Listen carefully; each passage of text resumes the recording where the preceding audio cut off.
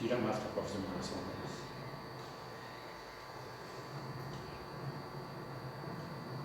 Fala aí para não ver.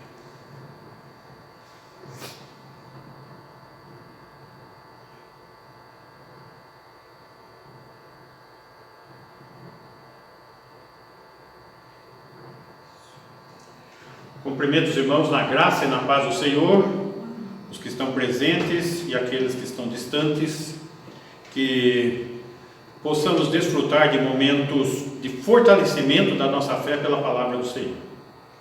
O Senhor passar nos ajudando e nos abençoando nesta noite. Peço a intervenção de oração do Ademir, para que possamos juntos, como corpo de Cristo, os presentes e aqueles distantes, estarmos juntos louvando o Senhor. Oremos. Ademir. Senhor nosso Deus e Pai, agradecemos, Senhor, por esse momento que o Senhor está nos proporcionando, de estar mais uma vez na sua presença, para aprender um pouco mais da sua palavra. Agradecemos, Senhor, pelo dia de hoje, pelos irmãos que estão presentes, via internet ou via aqui pessoalmente, que o Senhor, ó Pai, possa estar nos dando entendimento, sabedoria, para que possamos aprender mais da sua palavra e estar na sua direção. Agradecidos por tudo, que o Senhor esteja com o pastor Davi, onde estará sendo ministrada a palavra. Em nome de Jesus que nós agradecemos e oramos. Amém. Amém. Vamos estar adorando então esse Senhor. Vamos fazer isso? Vamos ficar em pé, gente? Vamos lá? Vamos adorar a Deus.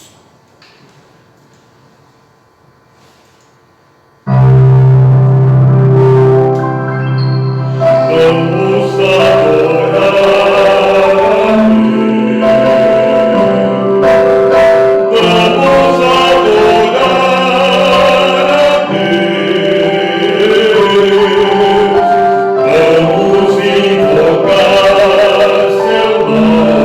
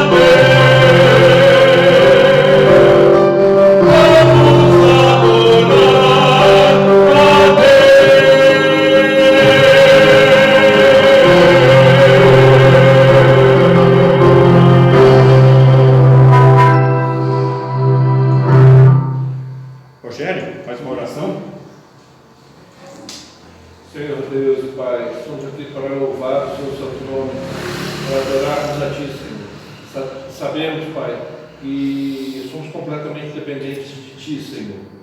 No dia de hoje, Pai, que a Tua palavra, Senhor, seja água viva em nossas vidas, Senhor, nos abastecendo, nos alimentando, Senhor, para seguirmos na luta diária, Pai, esperando um dia estarmos ao Teu lado, Senhor, em nome de Jesus Cristo, meu Senhor e Salvador. Amém. Amém. Amém. Muito bem, vamos dar continuidade então ao nosso estudo em Mateus. Hoje vamos estar adentrando o versículo 15 ao versículo 37, onde nós vamos ver o fruto da rejeição. No último estudo de Mateus, nós vimos a oposição ao rei, o Senhor Jesus, que gerou a rejeição, que por sua vez manifestou com tramas assassinas. Vamos ver isso, versículo 14, Mateus 12, 14. Retirando-se, porém, os fariseus, conspiraram contra ele, contra o Senhor Jesus, sobre como lhe tirariam a vida. Tramas assassinas. Assim terminamos da última vez. E agora nós vamos ver que essa oposição ao rei gerou uma rejeição que por sua vez manifestou agora de maneira aberta acusações destrutivas contra o rei, que se afasta dali, daquele cenário, daquelas pessoas, mas continua ministrando em particular ao povo, aguardando o cumprimento profético de Isaías 42, verso 1 ao 4. Vamos dar uma olhada agora nesse versículo 15 ao 17, vendo ele se retirando da cena. Mas Jesus, sabendo disto, que queriam matá-lo, afastou-se dali. Muitos o seguiram, e a todos ele curou. Ele está mantendo o ministério dele. 16. Advertindo-lhes, porém, que não o expusesse à publicidade, uma vez que estavam desejando matá-lo, e a intenção dele não era fazer um levante político, uma revolta, e sim fazer seu ministério demonstrando que ele é o Messias, para se cumprir o que foi dito por intermédio do profeta Isaías. Então ele está aguardando este momento do cumprimento profético. E esse cumprimento profético de Isaías é de suma importância. É de suma importância porque ela vai dar todo o entendimento da interpretação do texto de hoje. Vamos lá, Isaías capítulo 41, versículo 1.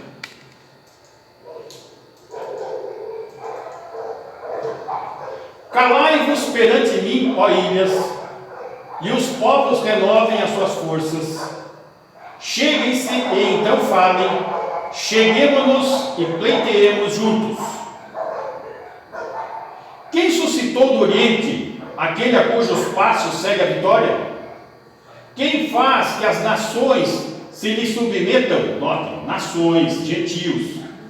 E que ele calque aos pés os reis das nações, e com a sua espada os transforme em pó, e com o seu arco empalha o vento, que o vento arrebata?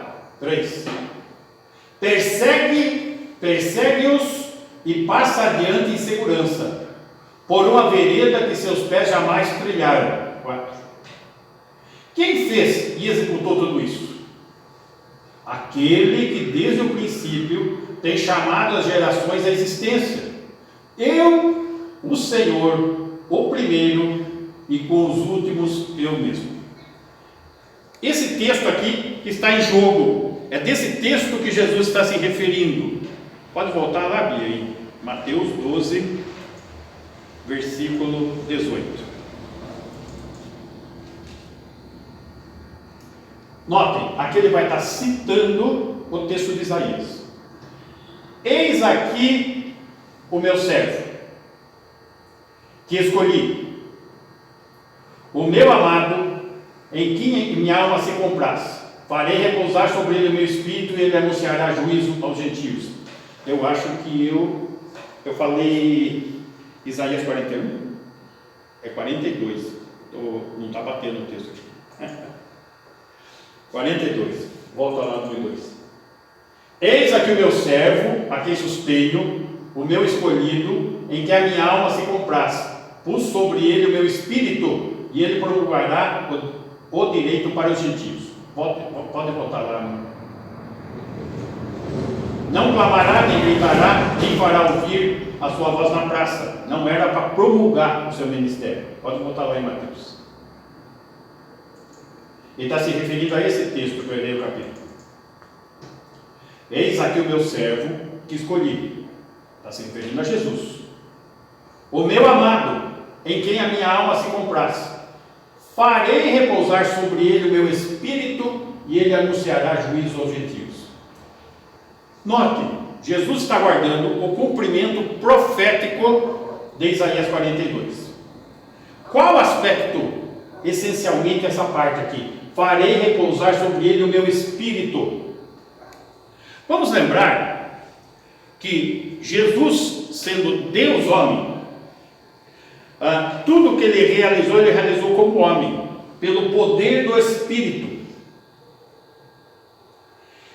E aqui está destacando esse aspecto, o cumprimento de que o Espírito estaria sobre ele. Muito bem. Então o que aconteceu? O profeta Isaías, lá 700 anos antes, viu de antemão o Messias como um conquistador gentílico das nações, como o servo que Deus, Yahweh, escolhera para colocar o seu espírito sobre ele.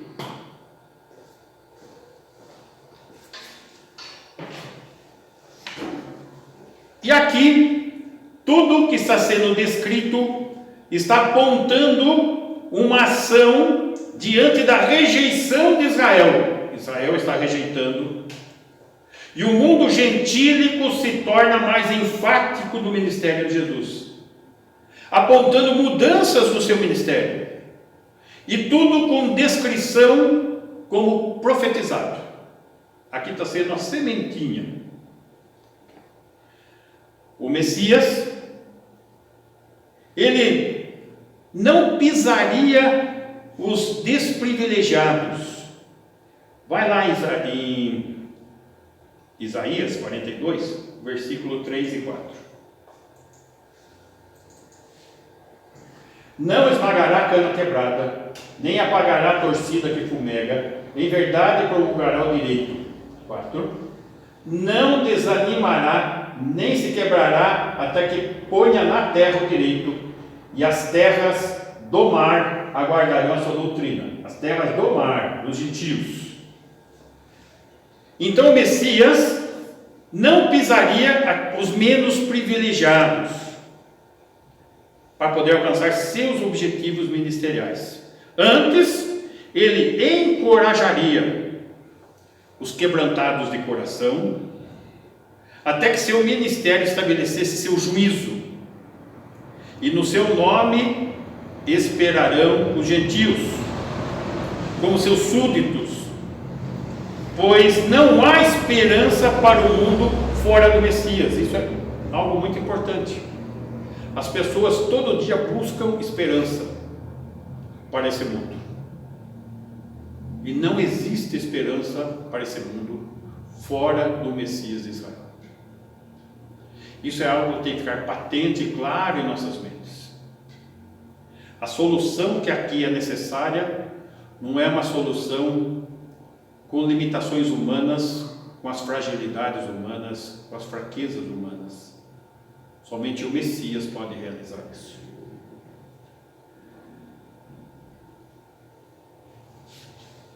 A oposição ao rei gerou a rejeição, que por sua vez se manifestou com acusações destrutivas.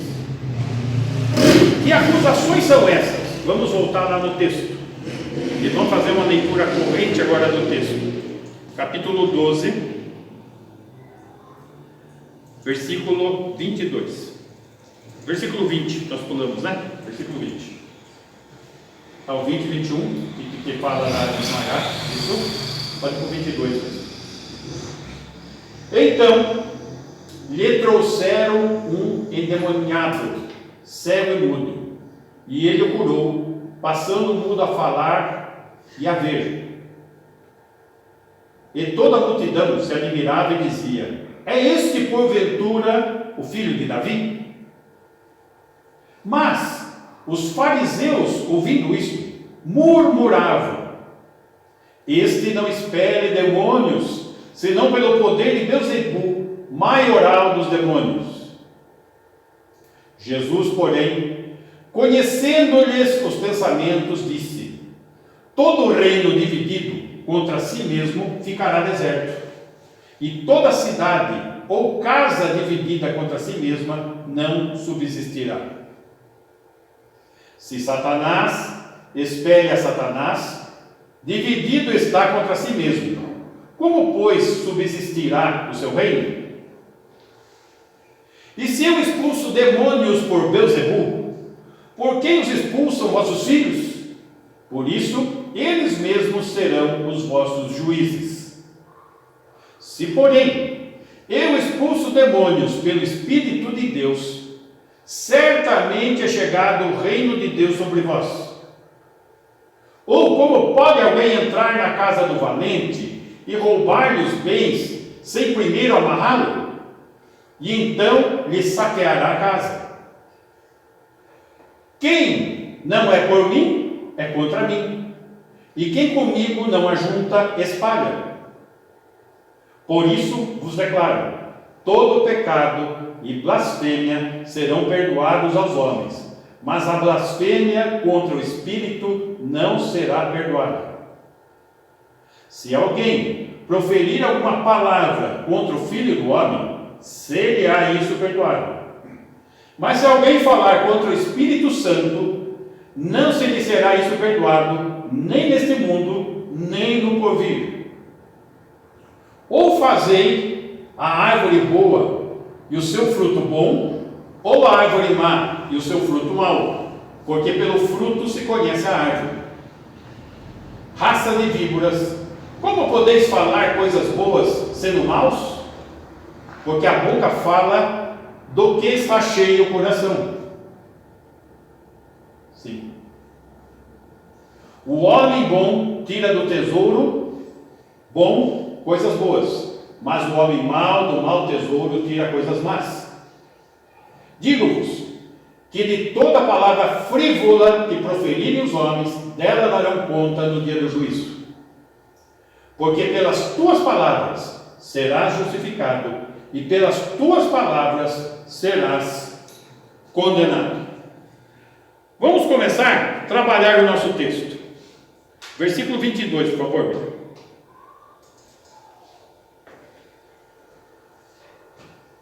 O fruto da rejeição foi o pecado imperdoável.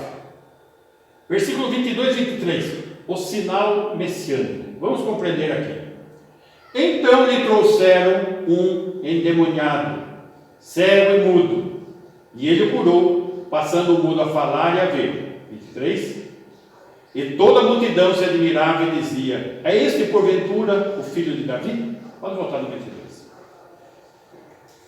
Aqui nós estamos diante de um milagre tríplice de Jesus, um milagre messiânico. O sinal messiânico é um sinal específico. Por que específico? Porque está se cumprindo a profecia de Isaías. Por que tríplice? Porque essa pessoa está endemoniada, cega e muda. São três problemas ao mesmo tempo. É um milagre tríplice. Ele vai curar os três pontos. E ele o curou. De estar endemoniado, de estar cego e de estar mudo. Passando o mudo a falar e a ver. Note, aqui nós estamos diante de uma enfermidade espiritual. E tão logo o demônio sai, ele volta a falar e a ver. E aqui estão as limitações do que está acontecendo. Este milagre que é realizado diante do povo judeu, diante da liderança judaica, que já está numa postura de rejeição, é nesse ponto refletida numa controvérsia sobre a origem dos sinais que o Messias realizava.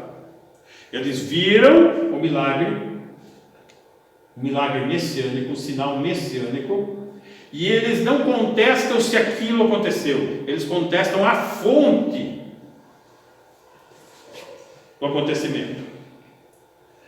E isso acaba gerando uma controvérsia entre a liderança, inicialmente com o povo judeu. Ó 23. E toda a multidão dos judeus presentes, o povo, se admirava do sinal messiânico e dizia: é este porventura o filho de Davi? Note que eles estão fazendo uma pergunta que é a razão do sinal, para provar que Jesus é o Messias, o filho de Davi. Então a pergunta do povo é uma pergunta coerente: é este o filho de Davi? Lembrando que essa questão do filho de Davi está ligada à aliança davídica que nós estudamos. Nós estudamos a aliança abraâmica, onde promete terra, nação e bênção para Israel. Vimos a questão da aliança palestínica, que é referente ao território, às bênçãos dentro desse território. A aliança davídica, onde fala do filho de Davi, do rei de Israel, com o trono eterno. E da nova aliança. Tudo isso se estabelecendo futuramente no reino terreno messiânico. Muito bem. E essa é a pergunta do povo judeu: é este o filho de Davi? Aquilo que foi prometido, chegou o rei, ele vai reinar sobre nós, o reino vai ser estabelecido. Essa é a grande pergunta. E isso daí irritou a liderança judaica, porque eles já estavam com uma postura de rejeição. Lembra que no estudo passado nós vimos que havia a oposição dado à luz à rejeição, eles já haviam rejeitado. Só que aqui eles estão agora tomando ações de rejeição, o fruto da rejeição, os primeiros frutos dessa rejeição. E é isso o que está se desenrolando aqui.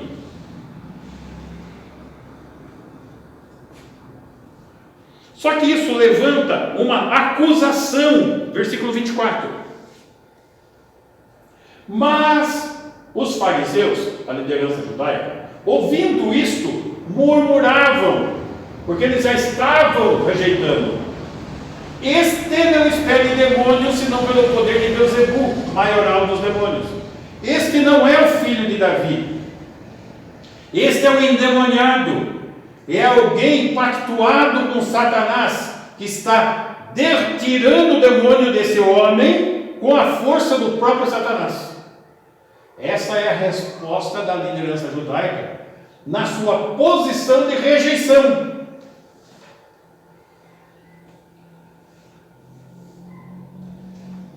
Então, quando eles são confrontados pelo milagre tríplice de Jesus, o fruto da rejeição nasce, acusando o poder do Messias derivado de Satanás. Só que isso promove algumas respostas para a parte de Jesus. E ele coloca duas respostas básicas. Vamos ver a primeira, versículo 25 e 26. As respostas. Jesus, porém, conhecendo-lhes os pensamentos, disse: todo reino dividido contra si mesmo ficará deserto, e toda cidade ou casa dividida contra si mesma não subsistirá. 26. Se Satanás expele a Satanás, dividido está contra si mesmo. Como, pois, subsistirá o seu reino? Vamos trabalhar esse texto aqui. Pode voltar no 25, Bia, por favor.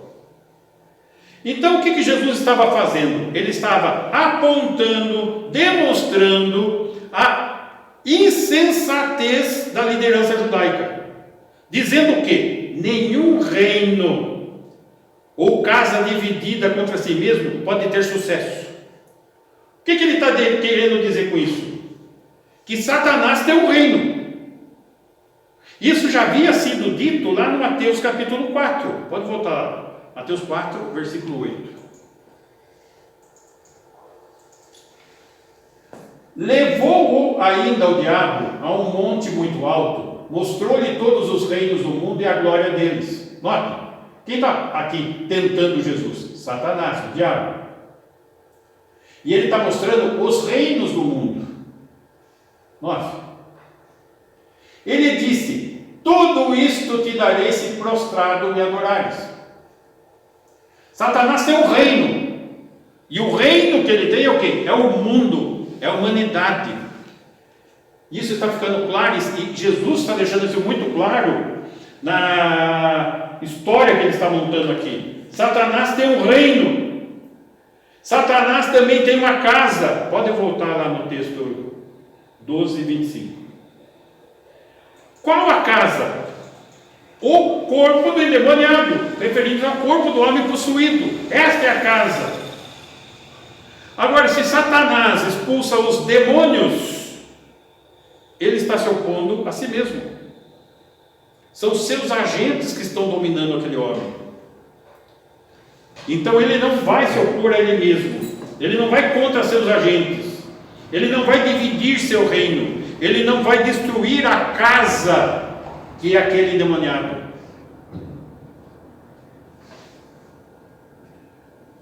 Satanás não pode subsistir diante disso. Esse é o primeiro argumento que ele coloca aqui. Se Satanás expulsa seus demônios, ele está se opondo a si mesmo, está dividindo o seu reino, está destruindo sua casa. Então, o primeiro argumento que os líderes judaicos estão usando, ele está refutando. Não é possível isso que vocês estão falando. O segundo argumento, versículo 27. E se eu expulso demônios por Beelzebul, por que expulsam vossos filhos? Por isso eles mesmos serão os vossos juízes.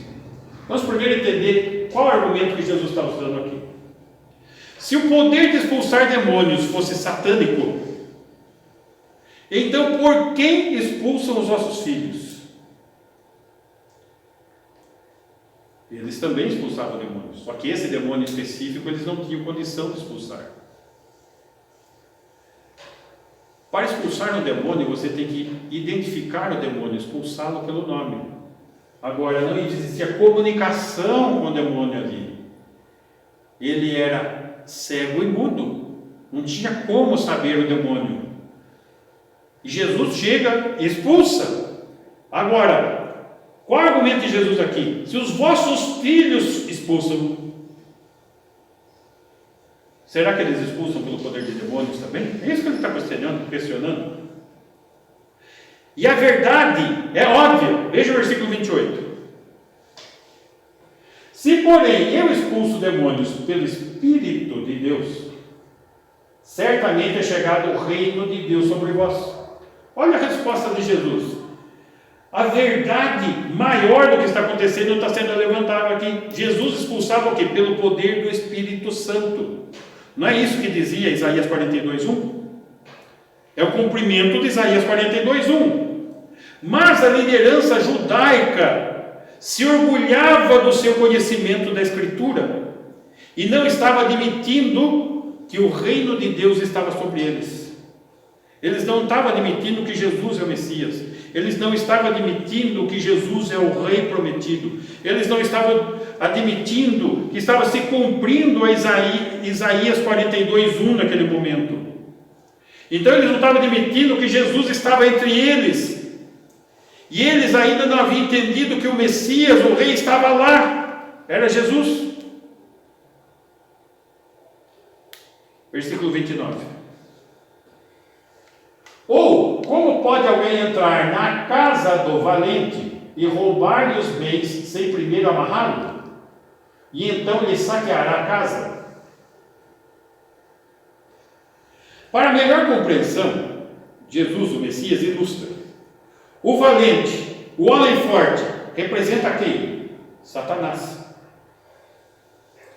A sua casa é a esfera sobre a qual ele age, a esfera onde ele tem controle, que é o endemoniado.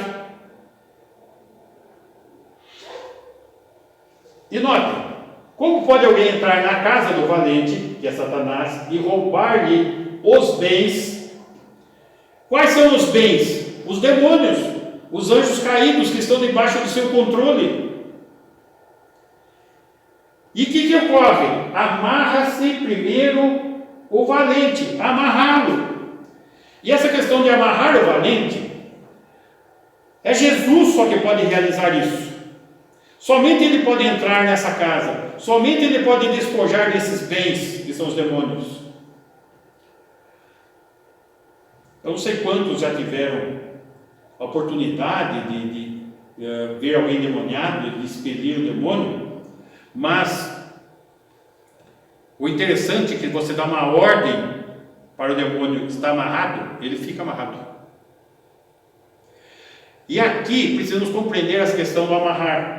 Amarrar Satanás acontece em estágios. Quais são os estágios? Começou no ministério público de Jesus. Jesus é quem vai realizar tudo isso, é ele que amarra o valente. E aonde começa esse ministério? Lá no ministério público, o Verbo se fez carne, o descendente da mulher nasceu, o Goel, o resgatador, está presente. Ele é o Verbo, ele é o Sou, ele é o Deus encarnado. Então, ele começou a amarrar Satanás aonde? Onde começa a acontecer esses estágios? Lá no ministério público. Depois, isso foi decisivamente garantido onde? Na sua crucificação, no derramar do seu sangue e na sua vitória sobre a morte, quando ele pisa a cabeça da serpente. E esse ministério dele será mais pleno quando? No reino milenar messiânico. Apocalipse, capítulo 20, versículo 2.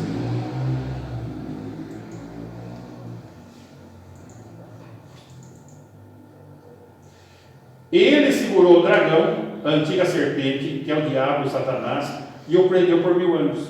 Olha o Satanás amarrado aqui, no reino milenar. Então, isto será mais pleno quando? No reino milenar. Só que isso vai ser de maneira absoluta quando o próprio Satanás for lançado no inferno. Versículo 10. O diabo, o sedutor deles, foi lançado para dentro do lago de fogo e enxofre, onde já se encontram não só a besta, como também o falso profeta, e serão atormentados de dia e de noite pelos séculos dos séculos. Aqui se torna de maneira absoluta contido Satanás, amarrado. Então precisamos compreender esses estágios da ação ministerial de Jesus. A primeira vinda, a segunda vinda, o estabelecimento do reino e o estado eterno. Volta lá, Bia. Mateus capítulo 12, versículo 30.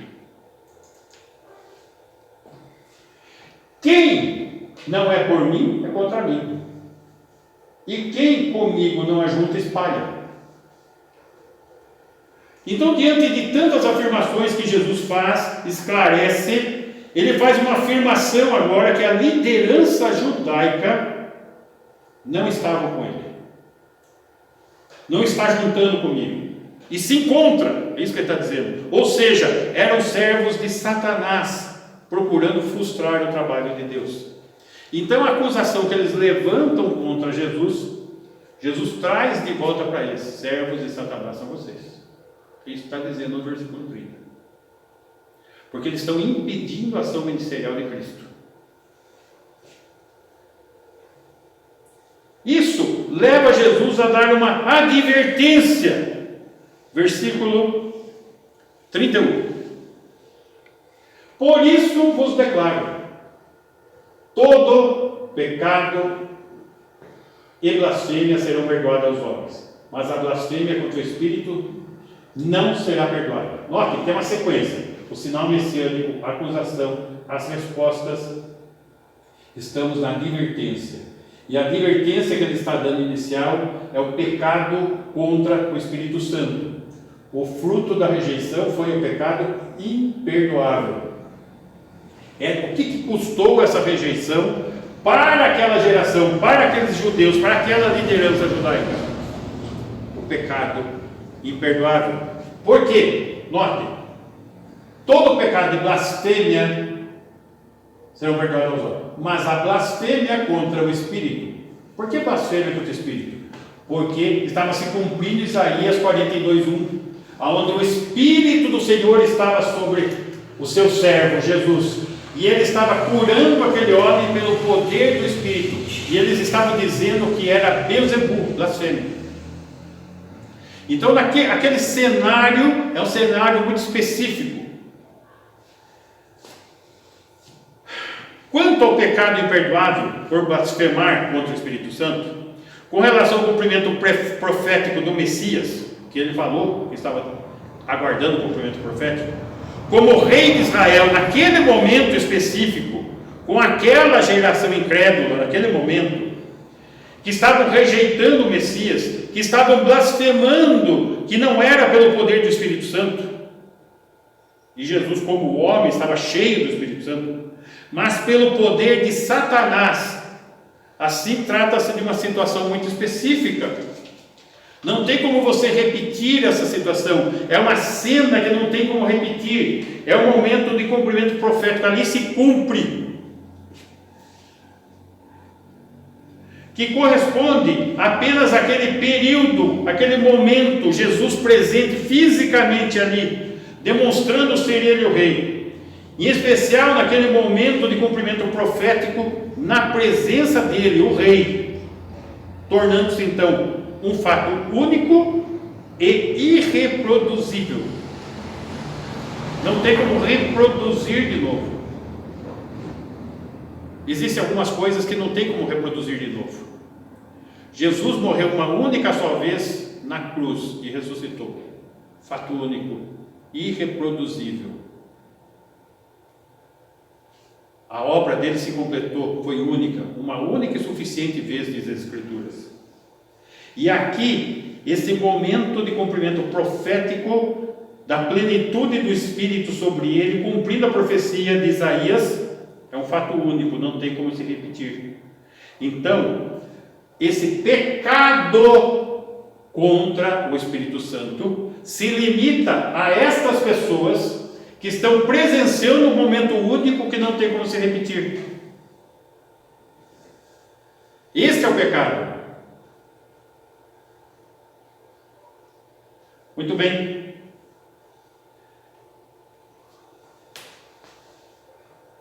O que nós podemos concluir disso tudo então? Versículo 33.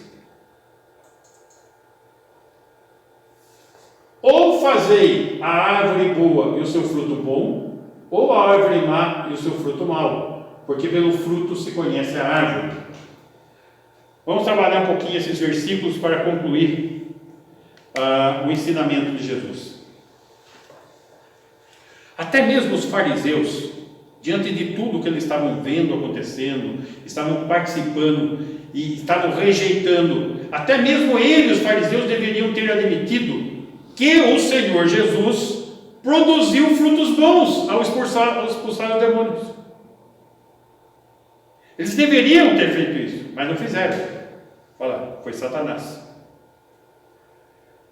Por que então eles se recusaram a reconhecê-lo? Por que eles estavam naquela postura? Por quê? Versículo 34. Porque eram raça de víboras. Raça de víboras. Como podeis falar coisas boas sendo maus? Eram maus. Porque a boca fala do que o coração, do que está cheio o coração. Maldade, veneno. 35. O homem bom tira do tesouro bom, coisas boas. Mas o homem mau, do mau tesouro, tira coisas más. Então eles estavam produzindo aquilo que lhes era próprio. eles eram como uma raça de víboras, com palavras venenosas, com um coração maligno. E agora vem uma reflexão para todos nós e para os ouvintes. Mas eles eram profundamente religiosos, tremendamente religiosos. Eles se vestiam com roupas de religiosos. Eles falavam o linguajar das escrituras de religioso. Eles seguiam a lei. Eles pautavam pelas tradições e não abriam mão das tradições. Eles eram zelosos naquilo que eles criam. Profundamente religiosos, profundamente zelosos pela tradição, mas não se dobravam nem diante daquilo que os demônios não resistiram, a palavra de Jesus fugiram, um cego que tornou a ver e um mudo que ouviu e voltou a falar. A incredulidade deles atingiu parâmetros aonde eles se pegaram na sua religiosidade, na sua tradição. Mesmo vendo os sinais divinos, mesmo sendo testemunhas do cumprimento profético do poder do Espírito Santo. E quantos hoje não têm essa postura de profunda religiosidade? Aparência de cristão, fala de cristão. Eles faziam jejum 2 vezes por semana. Muitos ainda hoje fazem jejum, sobem no monte. Parece que eles oravam 3 vezes por dia, né? Oravam 3 vezes por dia. Exatamente. Mas com tudo isso não havia um compromisso com a verdade, nem com aquilo que Deus estava revelando aos olhos. Eles negavam, presos a uma tradição. Quantos estão presos? Estamos numa cidade cheia de tradições. Tradições que vão contra a palavra de Deus, tradições que vão contra o senhorio de Jesus, tradições religiosas sim, mas não dentro da vontade de Deus, não segundo a palavra de Deus. E Jesus taxa essas pessoas como raça de víboras. Da sua língua só sai veneno. São árvores que nunca vão produzir bons frutos, porque o coração é maligno. Eles não se dobraram,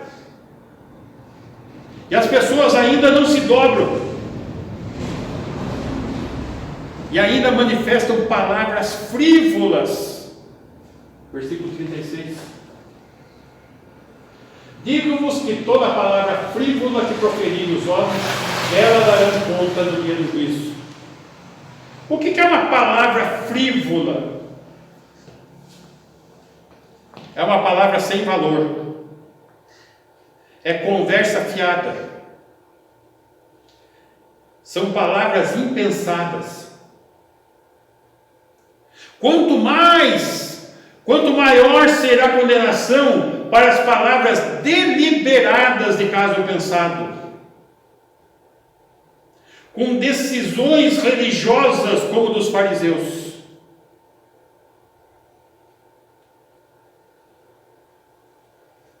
Aí nós estamos falando de 2 tipos de árvore. A árvore é conhecida pelo fruto. Que tipo de árvore você é? Uma árvore bonita, cheia de religiosidade, mas de mau fruto.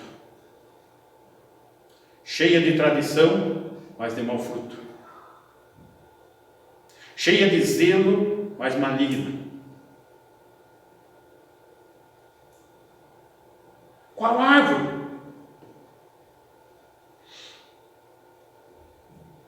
Versículo 37. Porque pelas tuas palavras será justificado, e pelas tuas palavras será condenado.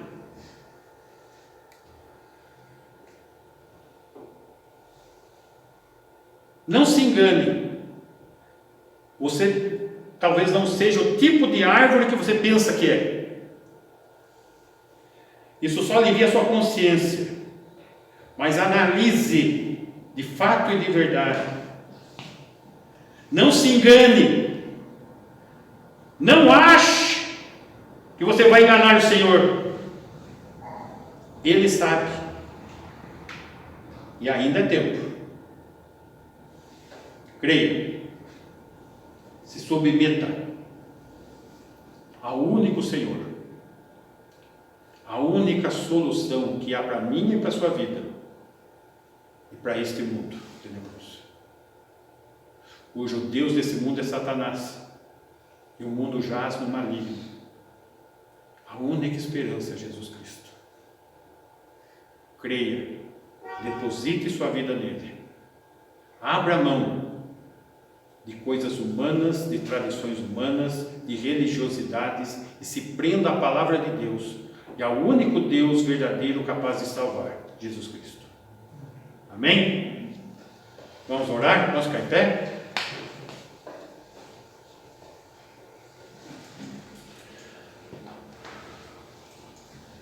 Senhor, queremos agradecer pela Tua palavra que é viva e é poderosa.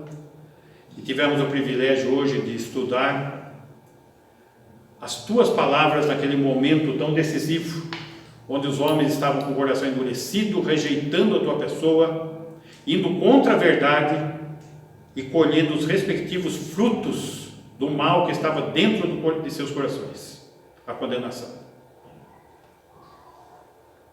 Aquela rejeição gerou uma rejeição pior, a Tua rejeição sobre eles. Mas sabemos que Tu és Deus de amor, Tu és Deus misericordioso, um amor leal, que alcança não pelos nossos méritos, mas pela nossa fé em Ti. Se crermos, Senhor, de todo o coração, de toda a alma, de todo o pensamento, com toda a força que temos. Ajuda-nos, Senhor, que o mesmo Espírito que lá foi blasfemado possa ser atuante sobre as nossas mentes e corações, iluminando, Senhor, as nossas mentes para compreender a palavra da salvação e colocando em nós o entendimento que somos pecadores e nos conduzindo ao arrependimento, e que possamos viver para a glória do Senhor. Assim seja, no Teu nome, Jesus. Amém. E que o amor de Deus, o Pai, seja com cada um de nós. A superabundante graça de Jesus Cristo, algo real e palpável em nossas vidas. E a presença em nós de Deus Espírito Santo, dando convicção de fé, fortalecimento, ensino e consolo. Assim seja com a Tua igreja agora e sempre. Amém.